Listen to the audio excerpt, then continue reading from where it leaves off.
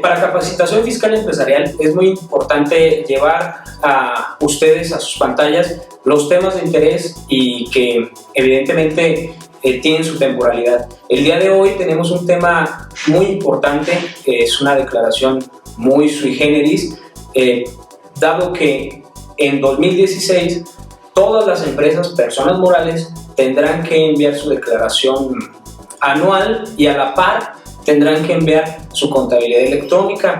Como ya es una costumbre para nosotros, hoy tenemos un invitado muy distinguido, es doctorante en ciencias de lo fiscal, es maestro en fiscal, contador público certificado y actualmente ejerce una función pública de suma importancia, es el tesorero municipal de aquí de Morelia y nos viene a platicar acerca de esta declaración, que es la declaración anual de las personas morales. Muchas gracias por aceptar la invitación. Al contrario, Daniel, muchas gracias a ti, Alonso, también muchas gracias. Gracias, Claudio.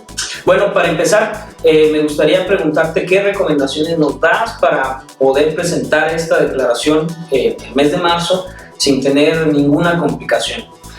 Bueno, lo más importante es que tengamos presente que la declaración anual materializa el esfuerzo que se realiza durante todo el ejercicio, hablando de términos contables y fiscales.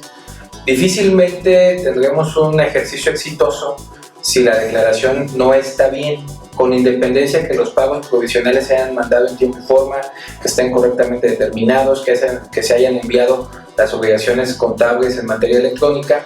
Si la declaración anual no se presenta correctamente, vamos a tener un problema. El parámetro que utiliza la autoridad fiscal para poder determinar si el contribuyente es sujeto o no a una revisión es precisamente la declaración anual.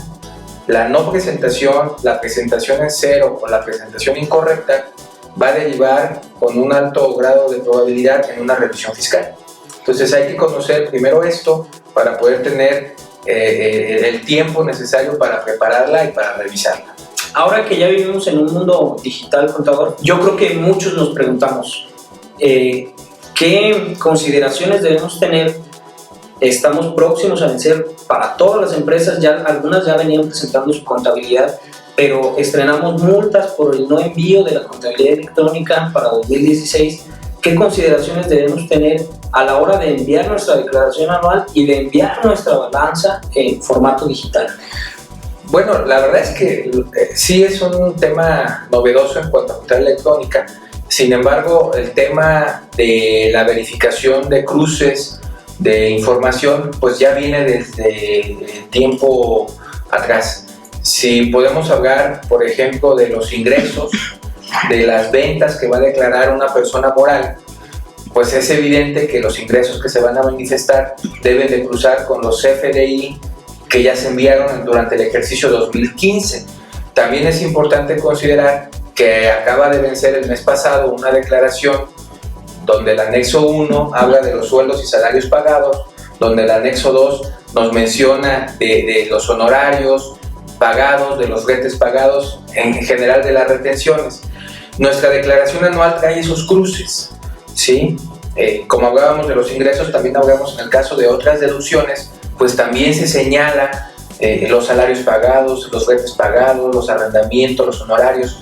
Entonces estamos hablando de una declaración que recoge una serie de datos que ya enviamos, ¿sí? Que ya tenemos presentes. Que ya el SAT los conoce. Que ya los conoce. No podemos tener una declaración anual correcta cuando no estamos verificando precisamente esos cruces.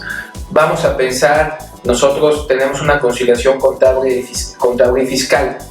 Nosotros ya mandamos, reitero, el 15 de febrero una información donde estamos señalando los sueldos y salarios grabados que nos sirven de base para aplicar el 53 o el 47%, que esa información va en la conciliación contable y fiscal, y esos cruces los puede tomar la autoridad para poder estar generando evidentemente alertas o focos amarillos para una posible revisión, de tal suerte que tenemos que estar nosotros revisando nuestros papeles de trabajo de una forma integral.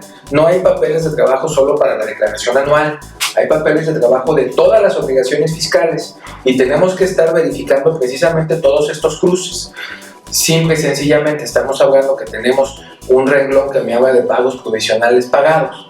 Pues ese cruce es básico contra lo que yo haya manifestado en el mes a mes, en mis declaraciones. Mis ingresos nominales que tenemos en mis pagos provisionales deben de ser los mismos que los acumulables, agregándoles el ajuste anual por inflación. Y los mismos que los CFDI emitidos. Y los mismos que los CFDI emitimos. Si tenemos también mis CFDI de nóminas, pues eso me debe de coincidir con mis sueldos y salarios pagados. Entonces, hoy en día la información que tiene la autoridad es tan gruesa, es tan amplia, que si no tenemos cuidado, nuestra declaración anual se va a convertir en el primer antecedente para que seamos revisados.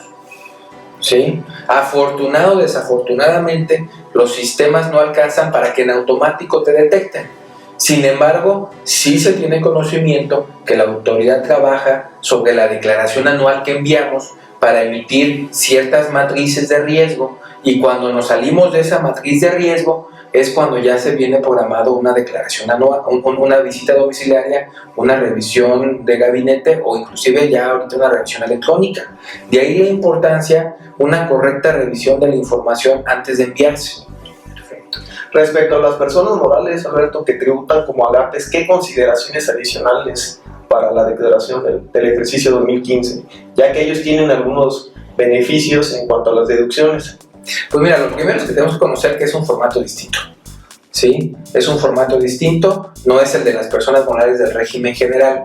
También tenemos que verificar, evidentemente, otros conceptos. Por ejemplo, tenemos los ingresos exentos derivados del número de socios. Debemos de verificar que no todos tenemos 10 socios, porque de repente por default pensamos que tenemos 10 socios y tenemos los 5 millones de pesos aproximadamente exentos, cuando mi acta constitutiva o mi modificación no tiene ese número de socios. ¿Sí? Además, tendremos que revisar también pues, que tenemos facilidades administrativas, que esas facilidades administrativas no llevan un XML, no llevan un archivo, pero que se pueden deducir. ¿Sí? Y evidentemente hay que cuidar aspectos más finos, como pudiera ser la generación de un impuesto a cargo para poder tener el derecho a una CUFIN. Hay que recordar que los ingresos exentos me dan derecho a una CUFIN siempre y cuando tenga un coeficiente, y que el coeficiente va de la mano con la generación de un impuesto a cargo. Si nosotros generamos una declaración de un agape sin impuesto a cargo, pues en automático me estoy cerrando la puerta a tener una CUFIN a distribuir. Perfecto, ahí la recomendación más importante sería pagar un poquito de impuesto. Hay que pagar un poco de impuesto, porque de lo contrario los ingresos exentos no me van a generar una CUFIN, y el círculo solo tiene una parte. Si no pago impuesto, pues la mitad del círculo se cumplió, la otra mitad es cómo le hago llegar recurso a los accionistas. Entonces es muy importante generar un impuesto a cargo, aunque sea mínimo, para poder tener un coeficiente a multiplicar por mis ingresos exentos. Un tema sumamente novedoso, contador, se refería a las deducciones que no tenían que tener respaldo de XML. En ese sentido, me gustaría preguntar si las personas del régimen general que no pertenezcan a los agapes pudieran tener alguna deducción que no venga respaldada por un XML, como por ejemplo una deducción de una inversión. Y ya entrados en el tema de inversiones, si es posible o no, o hay ciertas facilidades que pudiéramos desconocer respecto de las deducciones inmediatas. La verdad es que hay varias deducciones que no conllevan un XML. Mencionaste una, que es la depreciación fiscal. Esa por sí sola no lleva un XML. Si habláramos del costo de venta, pues el costo de venta tampoco lleva un XML. El ajuste anual por inflación deducible tampoco lleva un XML. La deducción de cuentas incobrables tampoco lleva un XML. Entonces, hay una gama de posibilidades que se pudiera aplicar todavía para lograr una deducción sin tener un XML. En cuanto a la deducción inmediata, que es una reforma para 2016, hay que recordar que el artículo 3º transitorio de estas reformas fiscales 2016 señala la posibilidad de que las personas que les aplica esta deducción lo puedan determinar inclusive desde 2015 en las inversiones adquiridas de septiembre a diciembre del ejercicio 2015, cosa que es una opción que nos va a permitir optimizar el impuesto sobre la renta de este ejercicio. Va a tener una consecuencia en el coeficiente de utilidad, pero es evidente que financieramente hablando es preferible pagar un impuesto menor y un pago provisional mayor, es decir, adelantamos el beneficio. Eso sin contar que de acuerdo al artículo 14 de la Ley de Impuesto sobre la Renta, tenemos la posibilidad de una disminución del coeficiente de utilidad a partir del mes de julio de 2016. Perfecto. En el supuesto, contador, que llega el 31 de marzo y todavía no tienen depurada la contabilidad, ¿recomienda usted mandar la declaración en ceros? ¿O qué inconsistencias o perjuicios puede tener el contribuyente? Bueno, una declaración en ceros es una salida fácil a un trabajo no hecho, ¿sí? Evidentemente conocemos que hay variables que muchas veces no nos permiten hacerlo en tiempo y forma. Ahorita estamos en tiempo, es el 1 de marzo.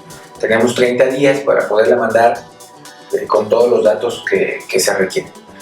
Si no la mandamos de esa manera, estaríamos ya utilizando una de las complementarias que el Código Fiscal prevé. El Código Fiscal prevé 3 complementarias a una declaración. Siempre ha existido la duda, la leyenda urbana, como coloquialmente se dice, que las declaraciones complementarias pueden ser un motivo para una revisión.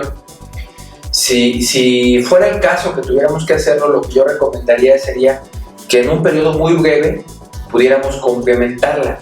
¿Por qué? Porque, insisto, la autoridad toma esta declaración como una primera fuente de información para programar una auditoría. Las auditorías generalmente llegan entre el mayo y junio del año 2016 y respecto a las obligaciones del 2015.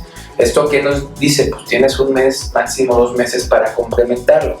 Lo que sí es cierto es que aquellos contribuyentes que apenas van a iniciar con el envío de la balanza de comprobación para 2016, ya sea porque se dieron de alta en el 2015 o porque tuvieron ingresos menores a 4 millones en el 2013, pues tienen que cuidar que su saldo final de diciembre de 2015, con el cual presentan su declaración anual, pues vaya a coincidir con el saldo inicial de la balanza de comprobación de enero de 2016.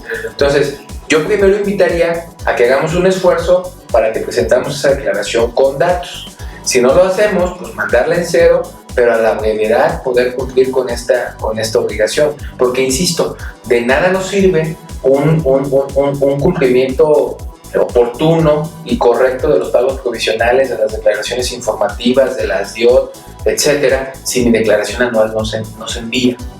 Perfecto, contador. Y pues una última pregunta, recomendación. La declaración anual por excelencia es el documento mediante el cual los socios pueden legalmente decretar dividendos o utilidades. ¿Qué recomendación nos puede dar a este respecto? Pues mira, la verdad es de que tenemos que hacer una revisión a conciencia de qué busca el empresario. Algunos podrán buscar el no pagar impuesto en la declaración anual. Algunos podrán buscar percibir un dividendo, tener la posibilidad de pedir un crédito ante el banco. Entonces esto nos va a llevar a que decidamos qué opciones fiscales tomamos al momento de presentar la declaración anual. Mencionábamos la deducción inmediata. Tenemos que tomar la decisión si aplicamos una deducción inmediata o no, si aplicamos una deducibilidad de una cuenta incobrable o no, en función si posteriormente quiero retirar dividendos o no, si quiero tener utilidades para poder acceder a un crédito o no. Por sí solo el no pagar impuestos, por sí solo no es un delito. ¿Por qué? Porque yo puedo tomar las opciones necesarias que la ley me dé para no pagar impuesto, pero esto va a recaer en no tener una CUFIN, en no tener una utilidad para poder acceder a un crédito. Entonces primero el contribuyente tiene que tomar esa decisión de qué busca, de qué es lo que va a requerir. Hay un tema, por ejemplo, particular. Si yo busco crear CUFIN y tengo gastos no deducibles muy altos, pues más valdría reclasificarlo como un deudor diverso, como un gasto por comprobar, para que mis no deducibles no me resten mi cuenta de resultado fiscal y por ende mi CUFIN. Entonces son las decisiones que tendremos que estar valorando en su momento y verificando, pero evidentemente yo recomiendo que antes de presentar la declaración anual se tenga una reunión previa con el cliente y le podamos mostrar cómo queda su balance general o estado de situación financiera, cómo queda su estado de resultados, cómo queda su coeficiente de utilidad, cómo quedan sus impuestos, para que él pueda tomar una decisión de si tomamos opciones adicionales o de esa manera lo dejamos. Perfecto, pues ¿alguna otra pregunta? Pues sería todo, amigos. Ya si quieren resolver alguna duda sobre un tema en específico de la declaración anual de personas morales, ¿dónde te podemos localizar, contador? Estamos en José Rubén Romero, número 203, en la colonia Bosque Camelinas. Estamos a sus órdenes con mucho gusto. Bueno, amigos, pues aquí tienen información muy valiosa, muy oportuna de alguien sumamente especializado y con muchos años de trayectoria. Les agradecemos que nos sigan en las redes sociales, en nuestra página de internet, y pues nos vemos pronto.